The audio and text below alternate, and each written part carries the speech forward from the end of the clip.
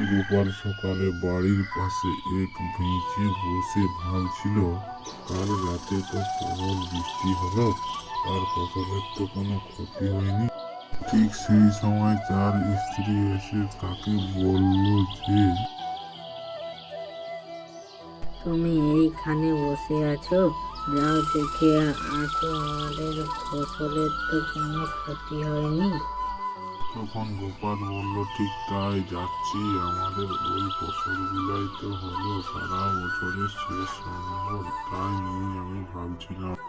তখন গোপাল একটি কলাম নিয়ে তার জমির উদ্দেশ্যে রওনা দিল এবং ভাবতে লাগলো যে, চারিদিক তো ভালোই আছে, তাহলে আমার জমিরও মনে হয় কোনো ক্ষতি হয়নি।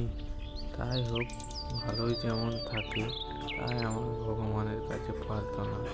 তারপর যখন গোপাল জমিতে পৌঁছলো, দেখলো তার সব কিছুই ঠিক আছে। ভিডিওটি ভালো লাগলে লাইক, সাবস্ক্রাইব করে বেল আইকনটি অল করে রাখুন, যাতে পরবর্তী কার্টুন ভিডিও